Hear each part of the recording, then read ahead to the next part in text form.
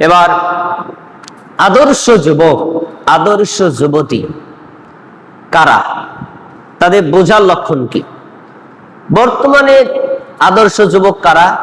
Football, cricket, বিশ্বকাপ, বিভিন্ন tournament, এগুলো নিয়ে মাতামাতি করে যারা, এগুলো নিয়ে নাচানাচি করে যারা, নিজের বাপের হোটেলে খায় আর বাপের হালাল টাকাকে হারাম রাস্তায় ব্যয় করে ওই ইহুদি খ্রিস্টানদের তৈরি করা বিভিন্ন পতাকা তার বাপ দাদা 14 গোষ্ঠীর ঘরের উপর টানায়। এরা হলো আইডিয়াল যুবক। কিন্তু না, ইসলামী সমাজে কারা আদর্শ যুবক তাও হাদিসে বর্ণিত আছে। আদর্শ যুবক, আদর্শ যুবতীদের লক্ষণ হলো তারা থাকবে আল্লাহর ইবাদতে, আল্লাহর আনুগত্যে, রাসূলের আনুগত্যে, নিজেকে রাখবে সংযত, নিজেকে রাখবে আল্লাহর বান্দা হিসেবে, বান্দি হিসেবে উপযুক্ত। এ বিষয়ে একটা উদাহরণ আমরা দিতে পারি। আব্দুল্লাহ ইবনে ওমর রাদিয়াল্লাহু তাআলা আনহু তিনি বলছেন, সহিহ বুখারীর হাদিস, কুনতু গুলামান শাবান আযাবান ফি হাদি নবী সাল্লাল্লাহু আলাইহি ওয়াসাল্লাম, আমি আল্লাহ রাসূলের জামানায় ছিলাম একজন যুবক মানুষ, অবিবাহিত, বিবাহ করিনি, টকববে যুবক। তো সেই যুবক অবস্থায় আমার বাসস্থান কোথায় ছিল? তিনি বলছেন, ক্বাবলা আন আনকিহা ওয়া বাইতুল মসজিদ, বিবাহ করার আগে আমার ঘর ছিল আল্লাহর ঘর, মসজিদ। বিবাহ করার আগে তার থাকার জায়গা কোথায় ছিল? মসজিদ। কেন? এটা নিরাপদ জায়গা। কেন? এটা গুনাহমুক্ত জায়গা। কেন? এটা আমলের জায়গা। কেন? এটা ইলমের জায়গা। তাই একজন যুবক, একজন যুবতী আদর্শকে যে যুবক আর যুবতী মসজিদের সাথে সম্পৃক্ত রাখে, আল্লাহর ইবাদতের সাথে সম্পৃক্ত রাখে, সালাতের সাথে যুক্ত রাখে, এ হলো আদর্শ যুবক।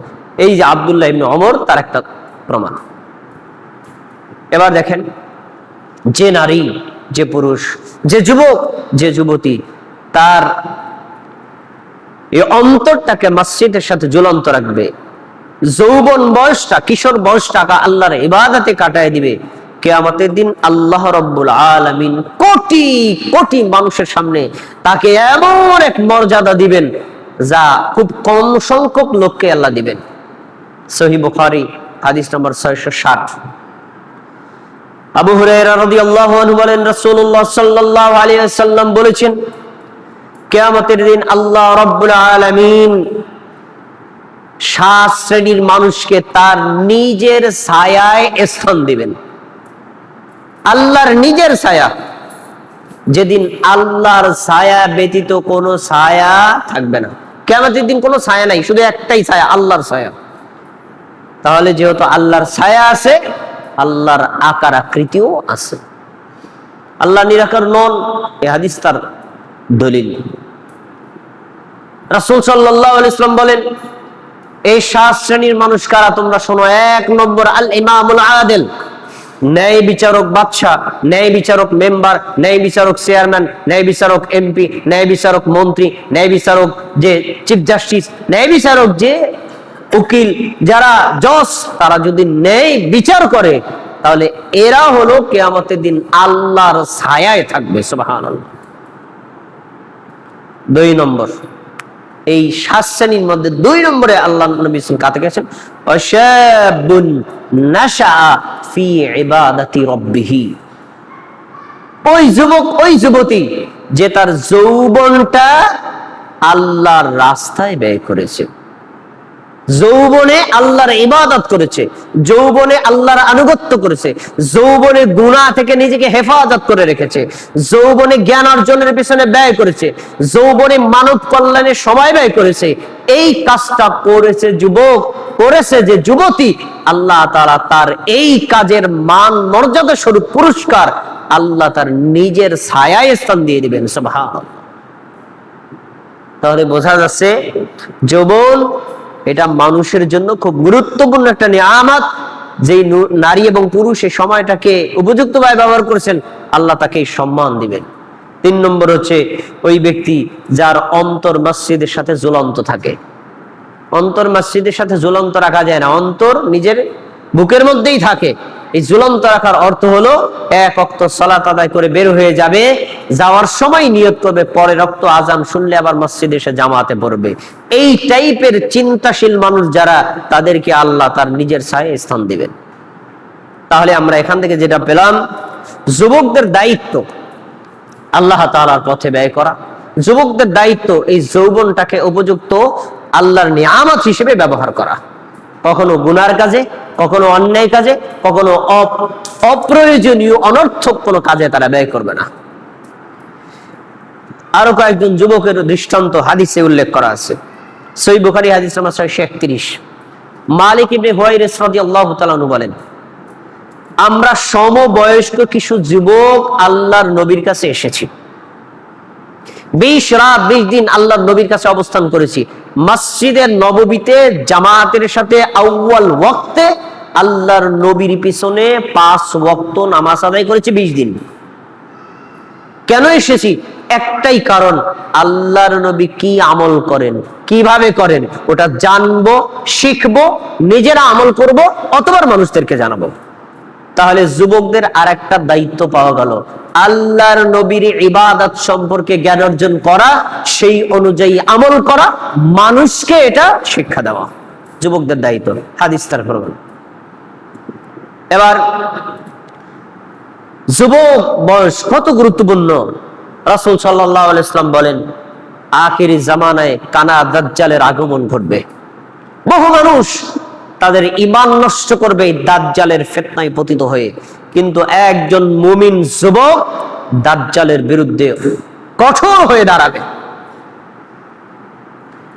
একজন ব্যক্তিকে ধরে এনে তাকে দেহ থেকে মাথা আলাদা করে দিবে, তারপরে আবার তাকে মাথা জোড়া করে আবার জীবিত করে দিবে।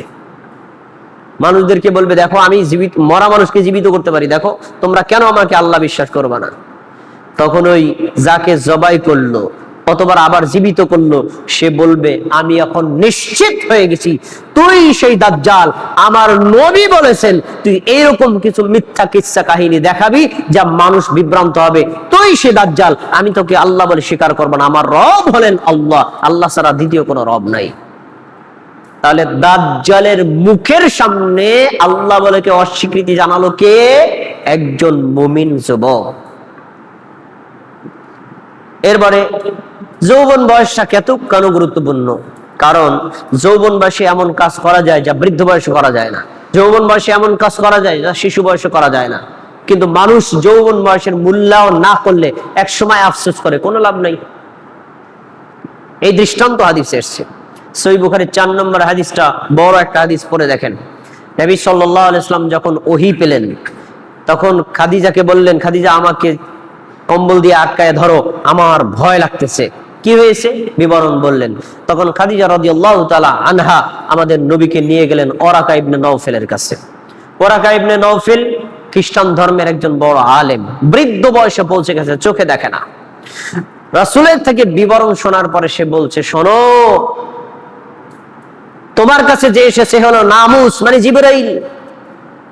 যার কাছে এই জিবরাইল এসেছে তাকেই তার নিজস্ব জাতি তার এলাকা থেকে বের করে দিয়েছে, দেশান্তর করেছে, তোমাকেও বের করে দিবে। তখন রাসূল সাল্লাল্লাহু আলাইহি ওয়াসাল্লাম বলেন, আমুখরিজিয়াহুম, কি বলছেন আপনি? আমার জাতি আমাকে বের করে দিবে, অথচ তারা আমাকে আল আমিন বলে, সাদিক বলে, আমাকে বিশ্বাস করে, আমার কাছে টাকা পয়সা জমা রাখে, এরা আমাকে বের করে দিবে? তখন তিনি বলছেন, হ্যাঁ, এই নামুস, এই জিবরাইল যার কাছে এসেছে তাওহীদের বাণী নিয়ে, তাকেই তার জাতি বের করে দিয়েছে, তোমাকে বের করে দিবে। শোনো মুহাম্মদ, তখন যদি আমি যুবক হতাম, নাসরান মুআসসারান, আমি তোমাকে সর্বোচ্চ সাহায্য করতাম, কিন্তু আফসোস আমি তো বুড়ো হয়ে গেছি। তাহলে বোঝা গেল যৌবন বয়সে যে কাজ করা যায় সেটা না করলে বৃদ্ধ বয়সে আফসোস করবে, কিন্তু আফসোস করে কোনো লাভ হবে না।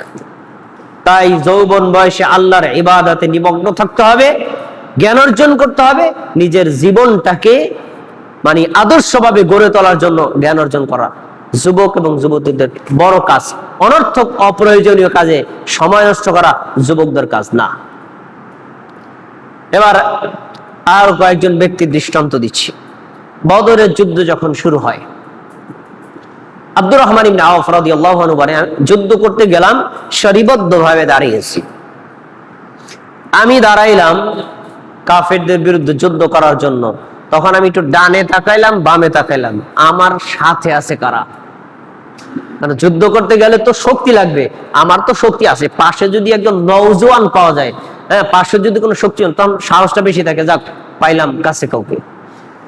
ডান পাশে তাকায় দেখি এক কিশোর বয়স্ক ছেলে, বাম পাশে তাকায় দেখি আর কিশোর বয়স্ক ছেলে, কোন শক্তিশালী বীর পুরুষ নাই। আমি বললাম, কিরে বাবা, তোমরা যুদ্ধ করতে আসছো? হ্যাঁ আসছি। দুইজন ব্যক্তি, ডানে একজন বামে একজন, দুইজনের নামই মুআজ। একজনের নাম মুআজ আর একজনের নামও মুআজ। তখন এই দুই ব্যক্তি আমাকে বলছে, চাচা আপনি কি আবু জাহালকে চেনেন? হ্যাঁ চিনি।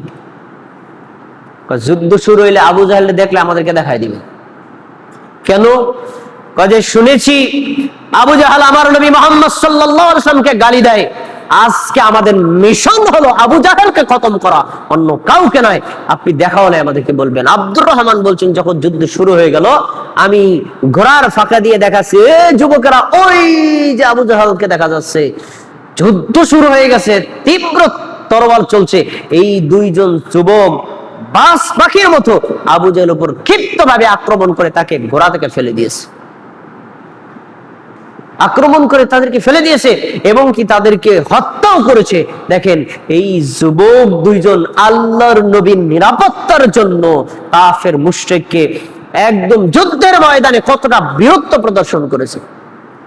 তাহলে বোঝা যাচ্ছে যুবকরা তাদের কাজ হলো আল্লাহর দ্বীনের জন্য এইভাবে নিবেদিত থাকা। এই একটা দৃষ্টান্ত আমরা পেলাম। আর একজন ব্যক্তির দৃষ্টান্ত নেন। আমাদের দেশের যারা কিশোর যুবকদেরকে দেখবেন, তাদের এখন বর্তমানে কাজে হচ্ছে মোবাইলে সাপ, লুডু, তাস ইত্যাদি খেলাধুলা করা, পাবজি গেম, বিভিন্ন গেম নিয়ে পড়ে থাকা, তাই না? আর বর্তমানে পাইছে তো বিশ্বকাপ ফুটবল, একেবারে 24 ঘন্টা এটা নিয়ে পড়েছে, রাতে ঘুমায় না, সারা রাত খেলা দেখে, আর দিনের বেলা এটা নিয়ে চর্চা করে। এই হলো যুবক। অথচ এই যুবকের বয়স 25 বছর, 26 বছর, 30 বছর, আর জীবনের কোনো লক্ষ্য নাই। এরা মানে লক্ষ্যহীন ভাবে চলাফেরা করছে। যুবক, তোমরা একজন ব্যক্তির দৃষ্টান্ত নাও। আজকে তুমি মুসলিম বলে পরিচয় দাও, তোমার বাপ দাদা 14 গোষ্ঠী মুসলিম, এর পিছনে কার অবদান জানো? একজন ব্যক্তির অবদান, তিনি হচ্ছেন মুহাম্মদ ইবনে কাসিম। হাজ্জাজ বিন ইউসুফের জামাতা মুহাম্মদ ইবনে কাসিম এই ভারতীয় উপমহাদেশে মাত্র 17 বছর বয়সে সিন্ধু প্রদেশে নিজে সেনাপতির দায়িত্ব নিয়ে যুদ্ধ করে সিন্ধু প্রদেশ বিজয় করে দ্বীনের ইসলামের পতাকাকে উড্ডীন করেছে। বয়স কত? মাত্র 17 বছর। 17 বছর বয়সে এই ভারতীয় উপমহাদেশে ইসলামের পতাকা উত্তোলন করেছে, মাত্র 17 বছর। আর আমাদের দেশে 17 বছর যুবকরা মোবাইল ছাড়া কিছু বোঝে না। What is this? তোমার মতো যুবক দিয়ে, কিশোর দিয়ে জীবনেও কিছু হবে না, আর দিনেরও কিছু হবে না। 17 বছরের যুবকের এত বড় অবদান। দুজন ব্যক্তির দৃষ্টান্ত আল্লাহ নবী দিয়েছে, আল্লাহ তাআলা দিয়েছেন কোরআন মাজিদে। সূরা আলে ইমরানের 39 নম্বর আয়াত খুলে দেখেন। অবিবাহিত যুবকের দৃষ্টান্ত দিয়েছেন। এক নম্বর হলো ঈসা আলাইহিস সালাম, আরেকজন হলো ইয়াহইয়া ইবনে যাকারিয়া আলাইহিস সালাম। তারা দুইজনে অবিবাহিত ছিলেন, কখনো বিয়ে করেননি, কিন্তু বিয়ে না করলে কখনো তারা জিনার সাথে সম্পৃক্ত হন নাই। আল্লাহ তাআলা কোরআন মাজিদে তাদের বলেছেন কি? ওয়াসাইয়্যিদা ওয়া হাসুরা ওয়া নাবিয়্যাম মিনাস সালিহিন। ইয়াহইয়া ইবনে যাকারিয়া আলাইহিস সালাম ছিলেন নেতা, লিডার। তারপরে তিনি ছিলেন ওয়া হাসুরা, অবিবাহিত নারী বিরাগী মানুষ, ওয়া নাবিয়্যাম মিনাস সালিহিন, নেককার নবীদের অন্তর্ভুক্ত। তাহলে তারা যুবক ছিল, বিবাহ করেন নাই, কিন্তু তারা আল্লাহর অন্যায়ের পথে লিপ্ত হন নাই, নিজেকে আল্লাহর আনুগত্য করার মাধ্যমে আল্লাহর নবী হয়েছেন। ভাইয়েরা আমার, তাহলে বোঝা যাচ্ছে যুবকদের অনেক মূল্য ইসলামে আছে। তারা যদি নিজেদের জীবনের সবের মূল্য বোঝে, তাহলে ফুটবল, বিশ্বকাপ, ক্রিকেট, এইসব আজে বাজে সময় নিয়ে কখনো তারা মরে পড়ে থাকবে না, বিমর হয়ে থাকবে না। এগুলো বাদ দিয়ে তারা লেখাপড়া করবে, জ্ঞান অর্জন করবে দুনিয়া সম্পর্কে, দিন সম্পর্কে, এবং আমল করবে। নিজেরা সাধ্যমতো দিনের জন্য আল্লাহর রাস্তায় মানুষকে দিনের দাওয়াত দিবে। যদি এটাই তারা করে তাহলে তারা হবে আদর্শ যুবক। দুনিয়াতেও তারা শান্তিতে থাকবে, পরকালেও আল্লাহ তাদের জন্য জান্নাতের পথকে প্রশস্ত করে দিবেন। আবার এই যুবক যদি বিপদে যায় তাহলেও ভয়ঙ্কর পরিস্থিতি রয়েছে। এজন্য আমাদের সন্তান যারা কিশোর, যারা যুবক, তাদেরকে এই ভয়াবহ সামাজিক ধর্মীয় অবক্ষয় থেকে ফিরিয়ে রাখা আমাদের দায়িত্ব। আল্লাহ আমাদের যুবকদেরকে সেই অবক্ষয় থেকে ফিরে থাকার তৌফিক দান করুন।